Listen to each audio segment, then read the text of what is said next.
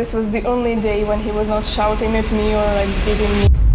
The entire family was mad at me because I'm sick and I cannot be useful. I did not even want to leave Ukraine. A lot of people that just get used to bombs. I used to try to hide my identity all the time. I even tried to not to speak Russian. I did become stronger. She escaped war, survived abuse, and rebuilt herself in silence. This is Nadia, and this is her story. Lovely viewers, welcome to today's episode of Life as a Foreigner. I'm your host, Princess BENIDO, and today's guest may actually become my producer in the future. You never know. Well, she's Ukrainian, living here in Lithuania. So, Nadia, your family is in Ukraine. You are here in Lithuania. What is it like waking up every day safe, knowing that they may not? Well, this is actually hurting me a lot, especially recently, because I come from the small city very close to Russian border, Sumy, and I have to pray. I actually pray every night. I became very religious lately. I just pray to wake up and to see that everything is fine. I have this picture from my mother, the AI made with a cup of coffee saying, "Have a good morning and a nice day." Okay. And then I get super happy and I can even sleep a bit more if I see that the picture had arrived. So it means back in Ukraine you're not religious, but because of your current situation you are religious. Yes, because it's just so random and I needed to find the ways to explain this randomness for myself.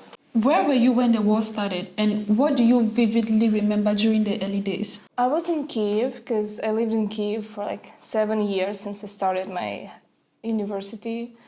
And it was my birthday the day before. Oh! Yes. They ruined it for you.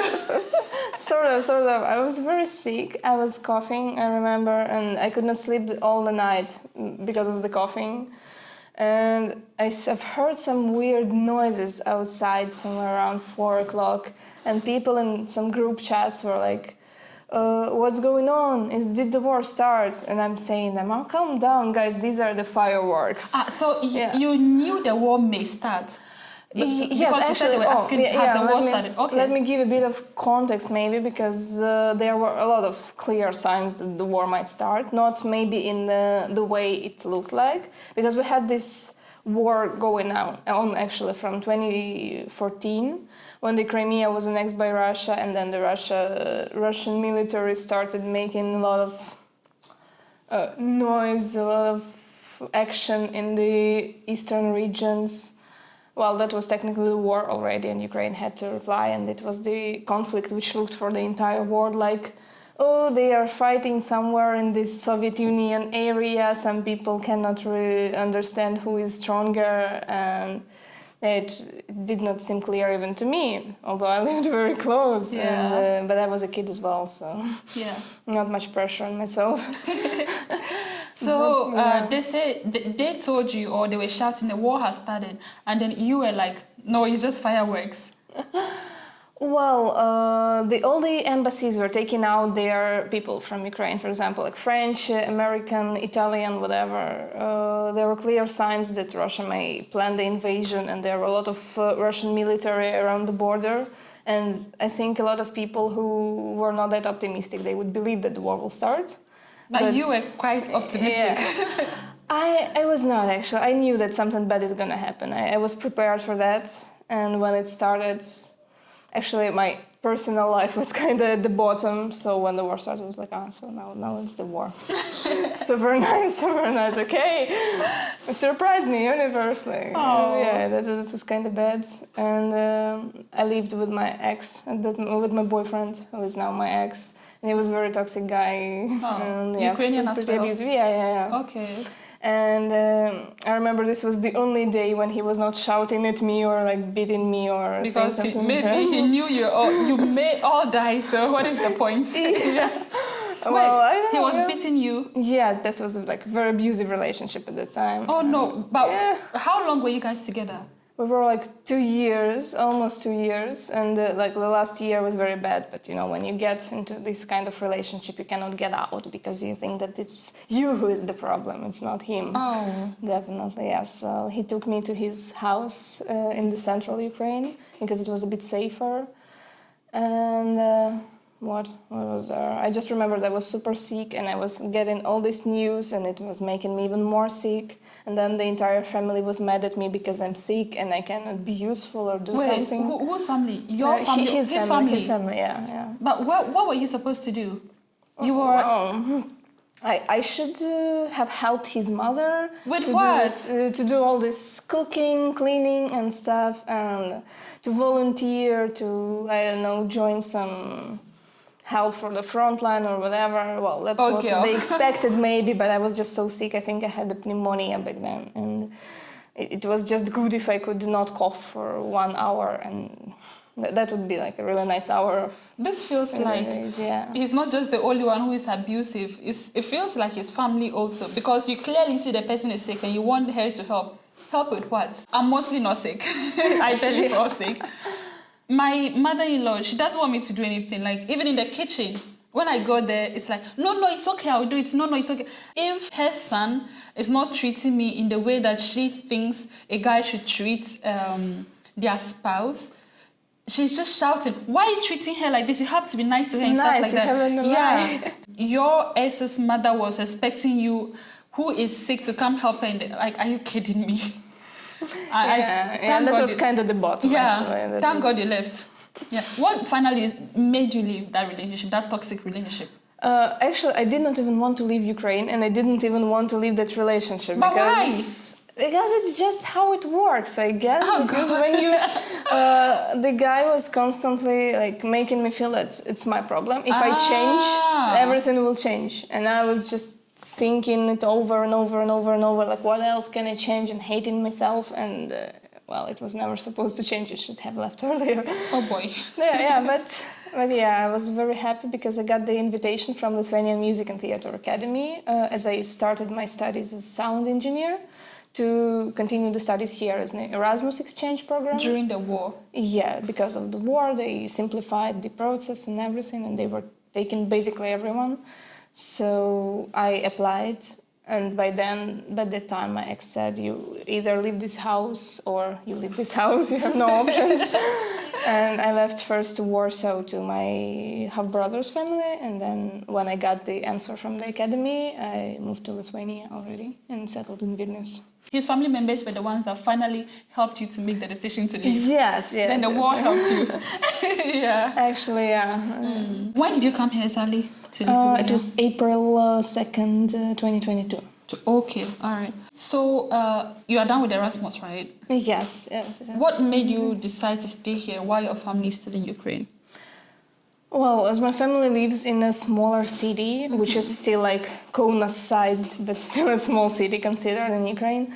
So there is not much to do neither in my small city nor in Kyiv for me, because the salaries are super low compared to here, and the rent prices are almost like in Vilnius, for example. So it would not be very reasonable to go and leave. Yeah. So you see more opportunities here in Lithuania than you see back home. Yeah. I mean, it's not even like back home is very safe now. So even if I was not scared of what's going on, because a lot of people, they just get used to bombs, they just get used to this constant How do you ever get used to bombs? You can get used to anything, I guess. But it takes 3 weeks. It may kill you, so how can you get used to it?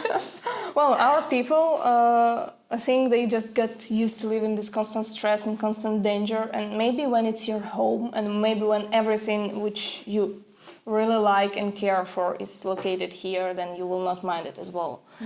But for me, like all my life, what I was building, my relationship, which was still bad, like my job, it was all not relevant anymore, and there was nothing to come back for. What job were you doing back there? I was managing a store. Okay. Well, it was like a bookstore slash cafe, very fancy one, but the salary and the treatment, it was just not very good. Basically, what I love about Lithuania is that it's a fair game. And if you know the rules, you can play the rules. If you go hard, you like win. If you don't try that hard enough, you lose. That's fair. And people are nice, actually. Lithuanians are very nice. Yes, yes. And I particularly like the work culture here. Yeah. The work culture. The culture at the work environment. People treat people so nice, and yeah, I like it. Yes, and maybe the boundaries as well, because they're a bit, I would say, colder, but it teaches you to respect others' boundaries and your own boundaries as well. Yeah. And it's because in Ukraine we are much more close to southern culture, and we are more like open, sometimes too much, and I felt this difference. I felt this hot and cold. Maybe you should go to Africa and see. I think we have no boundaries at all. Everybody's just in every other person's business. It's just like... Oh my God, yeah. How often do you talk to your family back home? And do you ever feel like you are living two lives? One here and one in your head? I talk basically every day, or at least a few times a week. We're always like staying in touch and checking out if everything is all right. And I used to feel these, like one leg of mine, one foot is in Lithuania and another foot is in Ukraine, and I'm somehow balancing between that before I went to Ukraine for the first time since I moved to Lithuania. And then I saw that, no, I think this is over. This big relationship of mine, especially with Kyiv as a city, it's over and I want to move on. So I think I live mostly in Lithuania in my mind, and I just care for my family to check if they're safe, they're okay. Okay. Hopefully one day they join you here. Yeah, that would be so great. Yeah. What is one thing you miss about Ukraine? Like, not about politics or even war, just something small and human. Food. Everything about the food culture, actually. But the food, it's not kind of similar to Lithuanian food, because the beetroot, what is it called? The beetroot one. Borscht. Borscht. Yes, yeah, borscht. This is Ukrainian dish. Yeah, I think Lithuanians eat it too. They do have it, yes, Yeah. but it's these small differences in flavors, in combinations, and even products. For example, like this Maxima salads, the Maxima fresh, ready-to-eat food section. You see the salad, you think, wow, I love this salad back in Ukraine, I'm gonna take. And then why is it so bad? It does not taste, it looks the same, but it's a trap. It's not good. It's a trap. And it happened to me every single time when I go there. I think, but this salad, they cannot spoil it. They cannot make it different. Yes, they can. Every time I fell for it, every time. So you feel like the spices are just not enough in there, right? It's small differences, like adding, the green peas or not adding the green peas, but it makes it all. It's just different. I miss this, the ones I'm used to since childhood. You should know this feeling. It's just... Of course, yeah. So yesterday was Easter. I don't know when this video is going to be out, published, but yesterday was Easter, and there was just plenty food on the table. A lot of meat, a lot of eggs, all the nice things. And it was just not spicy. I had my husband's cousin come over from UK, and she was asking me if I like Lithuanian food. I said, yeah, I like Lithuanian food, but there is no spices. Yeah. We are not saying it's not nice. It's really nice. It is nice in its own way. Yeah. Yes, in its own way. It's just that we are not used to it. We appreciate it, but I think we cannot fully appreciate it like the way local Lithuanians will appreciate it. Yes, 100%. Yeah. It's like I saw this commercial of an ice cream, like Karkar or something. It was called the Lithuanian one, the taste of childhood. And I was so I'm gonna check it out. It must be so good. Like everybody is recommending it everywhere. I'm trying it. Well, it's good. I believe it's good if you eat it since you are a little child. It should be super good. But when for you a foreigner, yes. yeah. And the fact that my husband appreciates Lithuanian dishes so much. Oh my God, he loves it. And sometimes the thing he's so crazy about, I try it and I'm like, okay. We're on camera, so I'll just end here. So, okay. For you, this difference is even bigger than for me. Yeah, it's extreme. Because in Ghana, we like spicy spicy food in terms of Yeah. pepper. When I say spicy, I mean pepper, not black pepper. And we like the temperature to be hot. But here, Yes, cold, yes. yeah. It's, some of them are cold and they're not spicy. We are learning to adjust, but yeah, it will take some time. Yeah, still learning. just a matter of habit. Yeah, exactly. You are here with a French boyfriend. Yeah. How did you guys meet and how did you even decide to live in Lithuania? Well, this is actually a kind of funny story from both sides, Okay. because for me, I was really looking for the relationship since I moved to Lithuania, I was trying to find somebody, of course, to share my life with and just to go on together. And I could not. And I started manifesting and thinking, okay, these are the qualities I want to see in my future husband. Okay. And Future husband. Kind of, Okay. yeah. And I make these qualities, and I meet the person with these qualities, but I realize that it's the wrong person. No. Then it's about the prompting, you know. When you give the good prompt to the universe, you need to explain it well, like for ChatGPT to give you the good answer. You need to ask the good question. So I was trying this and that, and nothing was working. Then I was watching Ukrainian MasterChef. And there was a guy who was cooking very good. He was taking care of his appearance, so he looked nice. He was in a very good relationship with his wife, and he was saying, "Oh, I love my wife so much." And I'm like, God, I want a man like him. I just said this. And the very next day, I meet my boyfriend. We met on Bumble. And, well, he loves to cook. He cooks a lot. He looks very cute. Of course, I met him. He's handsome. Yeah, he's handsome. Yeah, he's tall. He's handsome with that hair. Yeah, he's handsome. He's in a good relationship with his family. He loves me, and the most crazy thing about this, they have the birthday on the same date. He and the guy from the TV show that I was watching. Oh, girl, what have you done? What magic did you use? Prompting. Yes. Wow, that's so cool. And he was already in Lithuania, right? Yeah, he had some internship in film industry, and then he stayed to work in the kindergarten. And he wanted to move forward and to visit other countries. And I think he decided to stay for me. And he prolonged his contract in the kindergarten. So this is the reason why he stayed, and the reason why I stayed. I just find it comfortable here in Vilnius and Lithuania overall. Do you ever feel caught between three countries like Ukraine, French, and why am I saying French? Ukraine, France, and Lithuania. It was a question of being caught between Ukraine and Lithuania for me for a long time. Mm-hmm. But you don't visit France? I did once, Okay. and when I visited France and I visited his family, I saw like the things which seemed a bit weird in him before. They look totally natural in this French environment. Yeah. And I realized that, okay, That's just their culture. Yeah, this is the cultural thing. And the France was not on my equation, like never. I just thought whatever happens, I stay in Lithuania, I like it here, I want to blend in this society and forget about my past or whatever. But now it's France, and now I kind of don't know what to do, where to go. I did not think about it that much. Yeah, you said initially you were caught between Ukraine and Lithuania. Sorry, I interrupted, so you couldn't really finish it. Yes. How much caught were you? Like, was it just when you moved here, or even after living here for a while, you still felt caught between these two countries?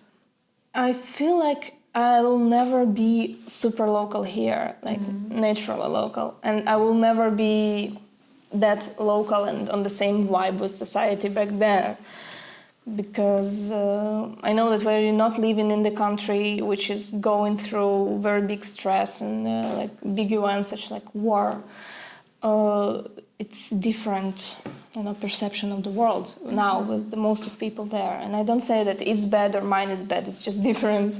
So I feel like I'm neither local here nor there anymore. You're just in between. Yes. What have you learned about yourself during this cross-cultural relationship? I would say that it's also about my identity, because I used to think I used to try to hide my identity all the time, like not to Exactly bring what it up. identity about yourself? About the Ukrainian part, that I'm from Ukraine, I'm not local. I was always trying to play local as much as I can, just because I don't like being judged by where I'm coming from, and I'm privileged enough not to look too different from people. So, yeah, I try to pretend that I'm from here, and then I see my boyfriend who is not trying to pretend that he's not French, and he's actually like Proud, proud to be different. Yeah, that was a good lesson for me as well, to think that maybe I should not be so scared of my identity either. This is a process. I think I'm on it right now. I'm working on it. I'm thinking about it a lot.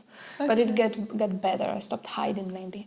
Did you feel like people would treat you a little bit differently if they realized you were Ukrainian? Absolutely, every time. Like, I even try to not to speak Russian or pretend I don't speak Russian, don't understand, to name other countries when I'm talking to some people and they're asking where am I from, because it's different from maybe all the other cases of foreigners, because it's war and people can really empathize, like they're empathic for this war and for what's going on, and they care, but not all of them really understand it. I'm just here, I'm trying to live my life, I'm trying to build my career, my personal life, my things. I don't need this pity, I don't need this extra care. I can, Treat me like everyone else. I go to the date, and after the date, the guy tells me, oh, it was really nice. And I'm kind of thinking, oh, you're cute. And if you need any humanitarian aids, just text me. This is not what I'm looking for. Exactly, and it's I can see it everywhere a bit, that people are, like, for example, they will help Ukrainian even if they don't want to do it, or, well, I don't need They any... feel pressure to help. Yeah, and I don't need any privileges because I'm Ukrainian. I just want to feel safe, I want to feel okay, and... Just live your normal, happy life. yes, exactly. Yeah. I wanted to ask that, has love been comfort to you during this chaos, or it came with its own problems? Because in Ukraine, you were in an abusive relationship. Yeah. And here you are, you found Mr. Mr. Right. I've learned a lot. Yes.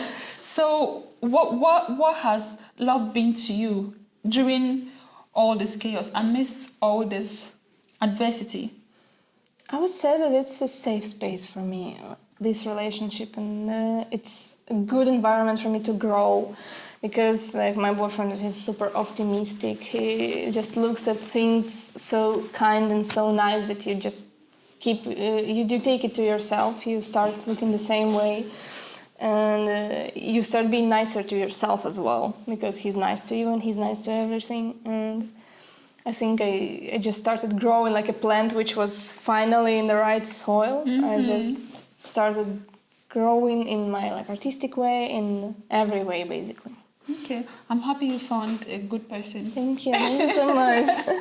What does home mean to you now? Is it a place, is it a person, or is it something entirely different? Well, from my childhood, I never had some corner which would be completely mine. It's about the boundaries, when you can just come here and shut the door and say, don't touch me, this is my home shell, this is where I come from. And I was living in the dormitories, I was living with other people, I was living with boyfriends. It was never about the privacy of the little, like a snail's shell that you have, where you can hide. And when I finally moved to the flat here, from the dormitory to the flat, to the apartment, I think this became my home, and I realized how important it is just to have a place where you can always come back, and which is your place, and which is not touched by anybody or anything. But also, I think it's the feeling as well, because if you're kind to the world, if you're kind to yourself, you will feel like home basically everywhere, because you're going to attract the people who treat you the same way. Yeah, being kind to yourself is very important. Yes. Yeah. And do you think that in the past, there were times you were not kind to yourself? Absolutely no. Yeah. That's a skill you need to learn, I guess. I cannot say that my childhood was bad or had a really good childhood, but I just did not learn how to be kind to myself first and then to others. It was always please everyone around and don't But think not about you. Yeah, people pleaser. Yes. Yeah. And here I'm finally building it. Is there anything in particular about your childhood that made you behave that way? I think it's just the patterns that we have in our family, and it's actually a very Ukrainian thing to do. Like you care about everybody, you give your last drop of water to somebody, you just don't think about yourself, you think about others, and maybe it's good in terms of surviving as a nation, for example, but for being happy as a person, it's not the best thing. Yeah, so you describe yourself on your Instagram profile as someone born to make noise. When I saw it, I was like, what is this girl trying to say? So what does it mean to you? The born to make noise phrase? For me, it's not only about working with sound or working with music, it's also like this scandalous part of me which will always stand up if there is something not fair happening around. And I used to argue with people a lot. I used to be this Facebook activist that everybody in my universities would be scared of. Yes. Okay. And this is what I mean, and I guess. And somehow from the childhood I knew that I'm gonna become a musician. I'm gonna be like famous musician, star, whatever. So you sing well? I'm learning to sing, but I do play instruments, and I was creating music since early childhood, all the time. Maybe you have some freestyle for us. Freestyle, no, not in this. Okay, fine. We will settle for no freestyle. Has making music or producing sound given you any comfort? Or has it helped you to cope with what is happening right now? In your life, not too much drama because, of course, there is this nice French guy, but I mean back home. For me, music is the different dimension. Totally, when I'm making music, I'm not kind of in this world, in this news pool, in this, like in my worries. I'm a bit far from it, and I'm really grateful for Lithuania to giving me the chance to get such a big distraction from my worries, from my anxiety, and all that was happening back in the spring of 2022. So it helps me to, I cannot say that it helps me to relax, because you really need to leave your worries behind before you're going to create something. But it's good to have opportunities to leave these worries behind and to create. Have you changed personally since moving here? Since moving from Ukraine to Lithuania? Yeah. To what extent? I could not even, I had this writer's block, or I don't know how you call it, when you just cannot start. You think that everything you do is bad, no matter that you didn't even start, you already like hate what you're working on. And here I've met an amazing teacher who made me realize that there is no right or wrong, and you just create whatever feels right to you, and you just need to find this inner voice which will lead you somewhere. And yeah, I started creating here actually. I killed this writer's block, and although it takes me some time, I started building the consistency. Like, I don't hate my pieces. If I make something, I can say, no, it's not exactly what I want to release later, but okay, thanks for this day. It was a great day anyway. Yeah, So, at least I'm doing something. Yeah, the most important thing not to not do anything. Yeah. Yeah, the one who does not do anything will not get anywhere. That's the point. That's the thing. Yeah, it's important to do it and then make mistakes. What's one Lithuanian habit, food or cultural thing you've come to love? I would say it's this obsession with sport. I can see everywhere, and especially with outdoor activities.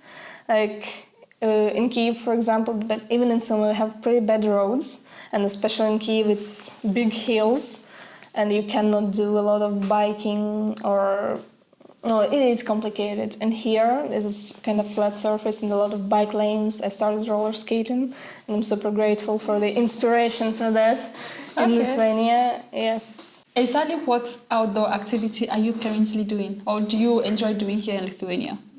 It's roller skating for here, and yeah, spend most of my time doing it, I would say. What has been your most awkward or funny experience as a foreigner living in Lithuania? Well, if not counting very bad experience, I would say maybe. It doesn't have to be bad, even if it is awkward.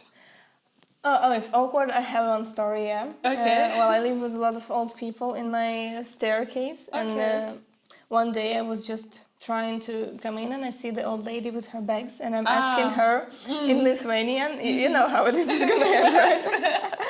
I'm asking her in my bed Lithuanian if she needs any help, and she doesn't really hear, and she doesn't really care, but she just starts telling me everything about her life, and, like about some Mindaugas who left his bike in this in the staircase, and yeah, about her great grandkids and her age and her shoes that she bought, and that Russia was a bloody swamp since 1665, and she would go to fight, but she's too old to go to fight.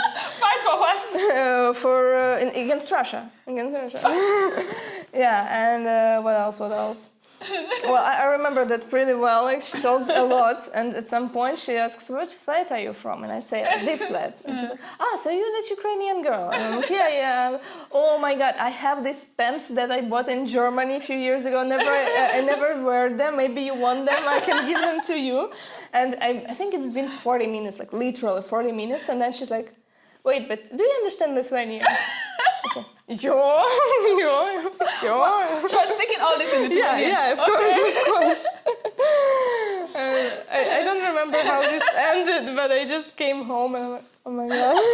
Yeah, Lithuanian old women, they can be so sweet. Yeah. This is just a regular small talk. Well, another thing I just remembered about the neighbors, that my boyfriend did not know the difference between labas and sveiki, like this more official and unofficial way, and he was saying labas to all these old people in our staircase. Everywhere. And then he made the comics about this, that you're saying labas, and they're looking at you like crazy. And then you think, oh my God, my neighbors hate me. And the old lady neighbor thinks, oh my God, I think he's in love with me.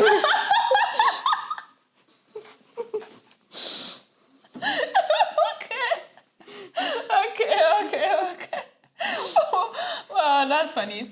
Have you found a sense of community here in Lithuania, or you still feel like you're on your own, aside your boyfriend being there for you? I found some friends, actually, through Bumble as well. Okay, male friends or female friends? Female friends, yeah. How do you find female friends on Bumble? There is the option, there is this option to find the friends. Sometimes there can be guys trying to pretend that they're girls. I don't know why they do that, but yeah, but usually these are just women who are looking for women, and it works. It does work. Okay, they're not looking for like. Maybe some of them, but I don't know. I did not. I saw some acquaintances of mine that are lesbians that were there, but I don't know. I don't think it's. I think you can find somebody if you are looking for in this best friend section. So I feel like I have enough people, maybe even too much sometimes, because I don't have time to dedicate this time to everybody. And sometimes I just get this social anxiety and I don't want to see anyone anymore. But for me, it's fine. I don't feel that out of the context anymore. Okay. What was your first impression about Lithuania? Was it warm, welcoming, cold or something in between? It was super welcoming at the beginning, and everyone was very into trying to help us. Like everywhere, wherever you go, it's just your golden card. You just say, I'm from Ukraine, and they will make you coffee for free, or these small things, big things, whatever.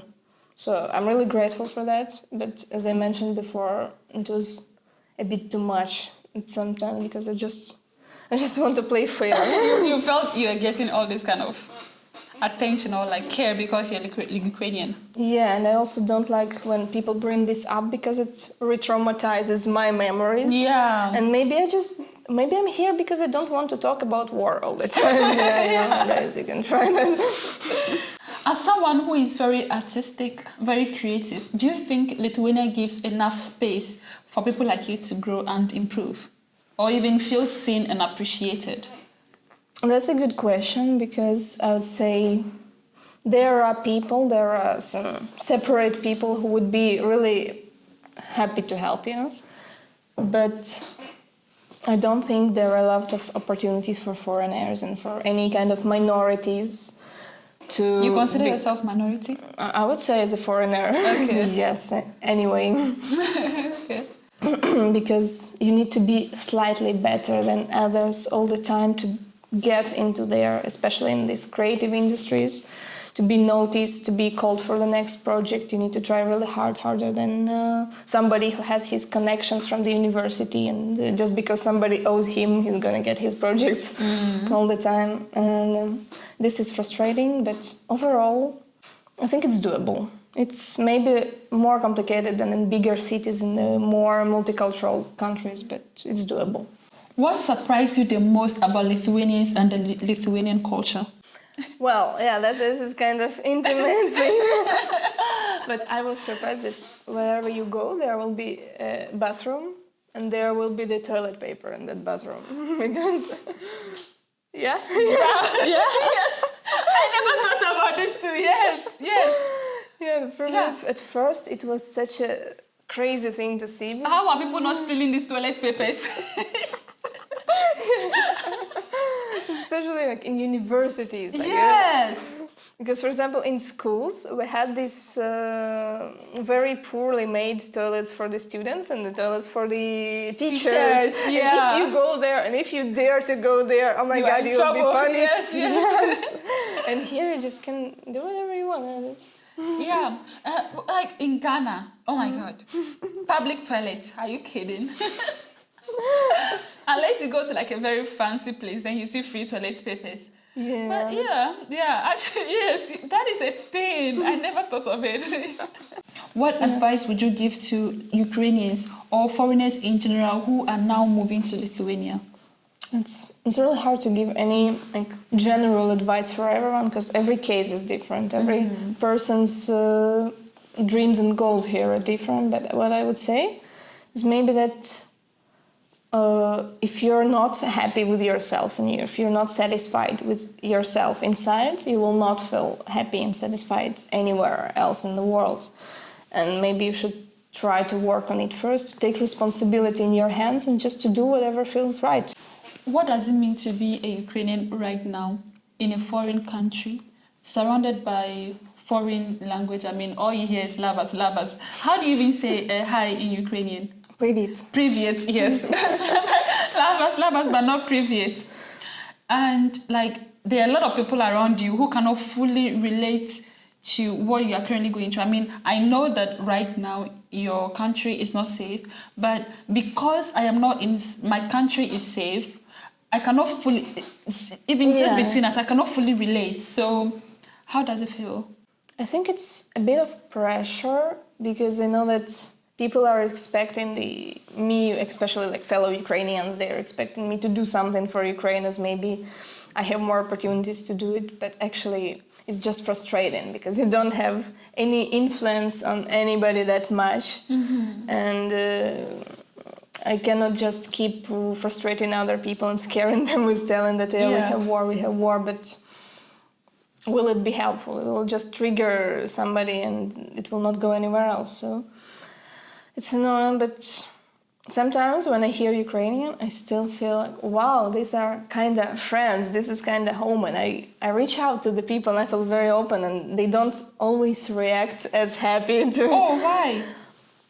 I don't know, because... I thought Ukrainians were open, so why? We are open, but, well, for example, when I was working in a cafe and I could see that the Ukrainian person is coming, I would say like, oh, wow, привет, like Slava Ukraini or whatever, like to make person feel like home as well. And it would not all the time go with the response to be like, okay. Oh. Yeah, maybe because I'm not that much in contact with Ukrainians here, and it surprises me to see them. And maybe there are like people in bigger groups who already have enough of Ukrainian in here. But I don't think it matters, because up to date, if I go out there and I see black people, I still say hi. And when they come to my store, talking about my store, I have an African store, African store.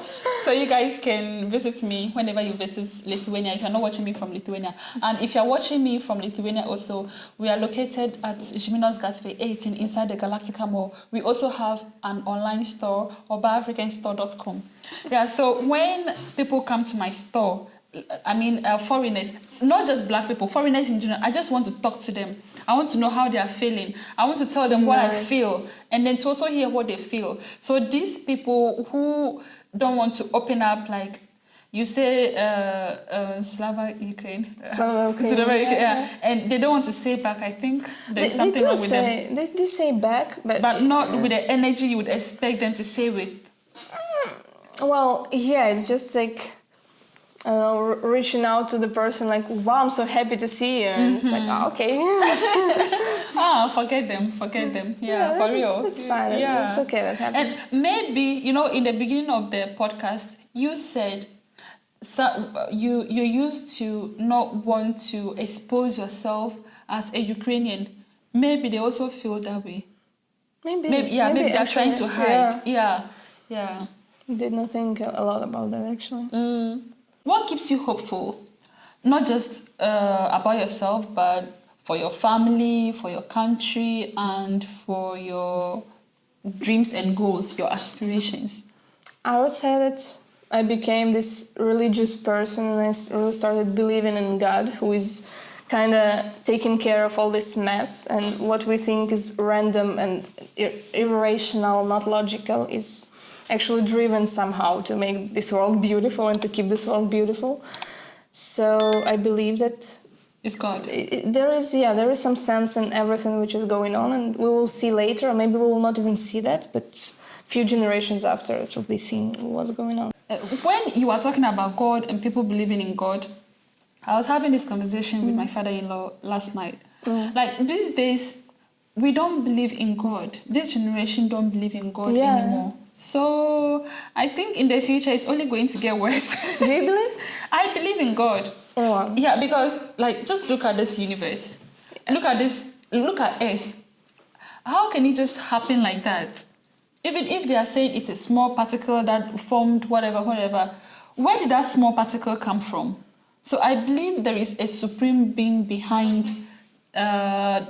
I can't say universe because I've not been outside of Earth. So I believe in something bigger. I would say that a lot of people who are studying theoretical physics or mathematics, they all do believe. And I used to study chemistry, and I used to meet my teachers who are very wise, very smart in terms of STEM and like this mathematics, physics. And they also did believe, because this is how it works when you see that there are laws of physics, but they don't explain everything. Yeah, exactly. If you can send one message back in time to your younger self, what would it be? Maybe that it's gonna be all right no matter what you do, and just be yourself. I felt at some point when I was a teenager that I needed some answer, like what to do. I felt lost. And it felt like some voice inside of me told me, just be yourself. Maybe this is the message that I'm sending now. Do you feel like you have become stronger or just better at hiding the pain? I think I did become stronger, and I was working on the psychotherapy since I moved to Lithuania pretty hard. So, it was a big character development here. I really like it. I'm really grateful for the good environment to do that. If your mother or your family could hear you right now on this podcast and you have one message to tell them, what message would it be? What would it be? Mama, я в телевизоре. Я вас люблю. What does it mean? I said that, Mama, I'm on TV. I love you. Okay, that's nice to hear. We are getting to the end of the podcast, but you said a Lithuanian old woman was speaking to you in Lithuanian and you understood her. How good is your Lithuanian? I would say something around B1 level. I never finished B1? Yeah.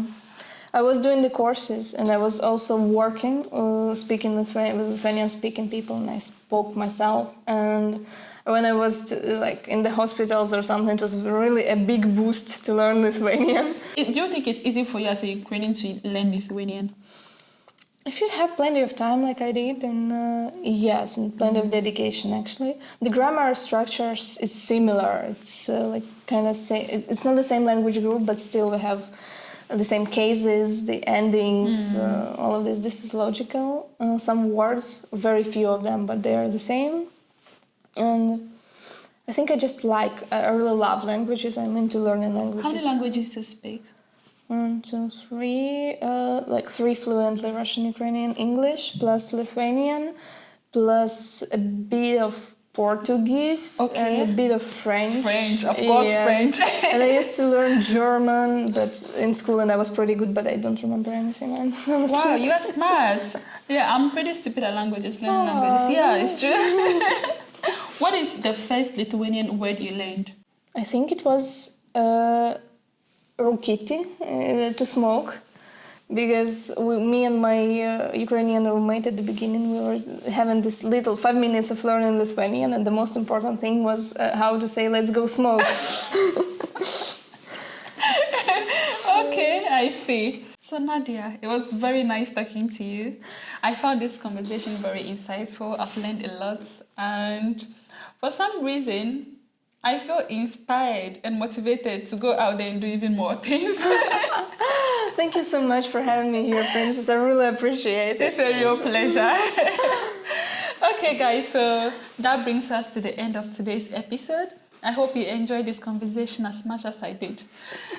That being said, I will definitely see you in the next episode. You know how to say goodbye, right? In Lithuanian? Yeah. Okay, in that case. Viso gero. Bye.